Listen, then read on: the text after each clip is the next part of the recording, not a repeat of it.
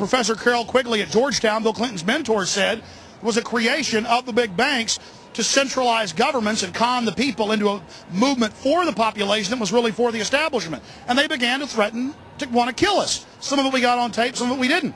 Hey guys, how's it going? Tell us what you think about this. We're members of the Revolutionary Communist Youth Brigade. Tell us what you believe in. Sure, man. If you want to talk to us, you got to talk to us. You got to talk to Stalin, in other words. If you want to connect an interview, we can hook you up with our spokesperson. You're not allowed to talk yourself? Wow. If you want an interview, you should talk to the spokesperson. Well, have fun. So your leaders don't let you talk yourselves? They've never been to the Soviet Union, Poland, or anywhere in the Eastern Bloc. Look at them. They're like 18 and 20. Come on. And you got these old... Who's that? Why don't you talk to some mainstream Americans? I'm talking to everybody. Okay. Okay, we know where you're coming from. You're looking to to make people in Lima. No, sir. We're not mainstream media. We're actually trying to just make a documentary about all the different views that are at the convention. And everybody's been real nice to us, but communists, they always flip out when we try to talk to them. So now it is becoming an issue with them because they're so ridiculous. Documentary on all views. You're very biased. Probably work for Fox. Yeah, I probably work for Fox. That's right. Okay, get lost. You only knew how ridiculous that was. I've exposed George Bush for carrying out 9/11. I've exposed Bill Clinton. They all work for the globalists. And the globalists funded you little people. You guys need to wake up. Sir, a lot of New Yorkers have said, and the polls show 80% don't want Bush to have the convention here, but they're doing it. And some people say that he's being opportunistic, trying to associate himself with 9/11. Oh, I disagree entirely. I think this is the perfect venue for Bush and the RNC to hold this event. I mean, New York City is a world capital place, big focus in New York from the rest of America, and I think it's a perfect venue irrespective of your party leanings. Have you seen any of the protesters while you've been in town, and what do you think of them if you have? Well, we've seen a few of them. Mostly, of course, they're kept away from the delegates.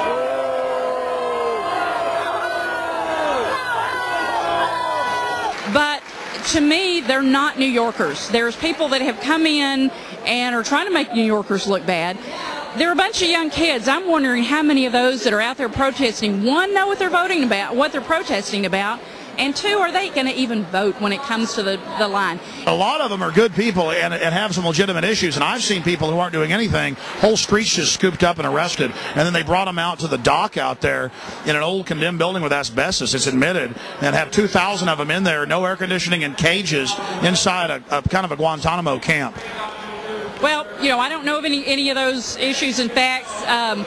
If you're going to protest and there's a lot of security, this is just not the way to do it. Protest in another venue other than this. I firmly believe in the right to protest, but this is just not a good place to do it. We've had too much problems in this city to bring more problems to this city. September 11th for a reason as a selling point. This nation was scared to death when those towers went down. The term for it is called waving the bloody shirt. I thought it was manipulative. Get people, appealing to people's emotions rather than their reason. I think they took advantage of a bad situation. So why are you out here? I'm from California and helping your documentary. We're here to protest the protesters. We're here to tell them they're just a bunch of leftist ingrates who are taking advantage of living in America. America is free because people have bled for this country, and we want a strong America, much like we want a strong police department, or we're going to have thugs ruling the streets. We want a strong police, which keeps it safe. We want a strong military, which keeps a good country. Yeah, the same Bible that the president is going to put his hand on that says no same-sex marriage.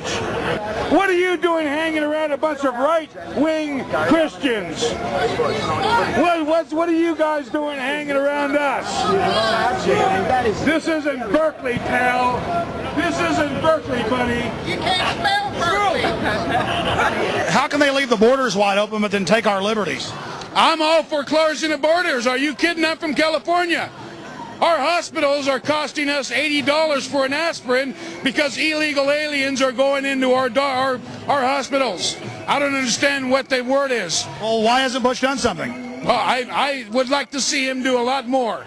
A lot more with stopping those people from coming over our borders. I don't know what the word illegal and illegal alien means if we don't stop them. America is a great country. We annihilate our enemies. Would you please get that dog out of here? There are homosexuals here in New York. You're liable to think that's a gerbil on steroids. Let's be more sensitive. Where's PETA when you really need him? If those people are going to be in heaven back there, if those people are the ones who have armaments on their poster and everything, if they're going to be in heaven, I'm ready to go to hell. This New York is a good example, folks, of what you're going to get in your city, this complete control grid, this locked down city where everything is commercialized, whereas you did that bit on your show where they know what you're going to eat before you're going to eat it. You hear about those guys, thought criminals. They're going to blow up something. They have no weapons. Well, and this is the thing, Alex, a lot of these people down here, they want democracy, and it's amazing how they've been conditioned to ask for their own enslavement. It's all they know. They don't understand this is a republic. Look at all of this. I mean, you'd think these people were very informed. Explain the difference between a republic and democracy. Well, I mean, basically, the democracy is mob rule. And what these people don't understand is that if 51%, whether they're corporate, whether they're Bushites, whether they're Mexicans, decide their fate, then so be it. That's what they're asking for. We're in New York, ladies and gentlemen. Streets are jammed. My friend just called me, and he's right there with Michael Moore right now. I mean, I don't want 10 minutes. I want to just tell me, and I'll put it in. Okay, cool. All right, cool. That's awesome. Thanks. Michael Moore is inside there. Now we're going to answer a question. Did Michael Moore expose the truth about 9/11, or did he whitewash it? You know, George Bush has said that anybody that has any connections to Al-Qaeda, should be arrested. Well, no one has greater connections to the Saudis and the House of bin Laden than the Bushes. They've been in business together for decades. George Bush actually started his first oil company way back in 1976 with a member of the bin Laden family and with their funds. The Bushes used them to go after the Soviets back in the 1980s. And bin Laden, according to a Senate report, was actually used to attack the Serbs back in the late 1990s. So when the Serbs fought back, they could say, oh, look, see, they're a bunch of terrorists. We've got to go in and take out the Serbs. My friends, the government had complete and total prior knowledge of the horrible events that happened here. And at the bare minimum, they allowed this tragedy to take place as a pretext to scare the population into total abject fear and then submission. In his film Fahrenheit 9/11, Michael Moore doesn't even talk about things that MSNBC and the Associated Press have reported on. That Osama bin Laden's code name in the CIA was Tim Osman. That he was a CIA asset trained in the 1970s and used against the Russians in the 1980s in Afghanistan. Then, of course, he helped against the Serbs in the late 1990s. Over and over again, Osama bin Laden has been used as a tool of the U.S. government and its interests. Anytime they need to create a crisis anywhere on the planet, bin Laden comes to their rescue as the fire starter they need to create the crisis so they can offer their solution. Or why didn't he talk about the huge 9/11 truth movement that sprung up right after 9/11, made up of hundreds of the victims' families of September 11th, alleging government involvement in the attacks? Why didn't the film talk about the official U.S. government plan to carry out terror attacks in America and blame it on foreign enemies? Operation Northwoods. It even called for hijacking jets by remote control and crashing them, bombing D.C., committing sniper attacks. No, Michael Moore didn't discuss this. Something ABC News and the Baltimore Sun were willing to do, Michael Moore wouldn't get near.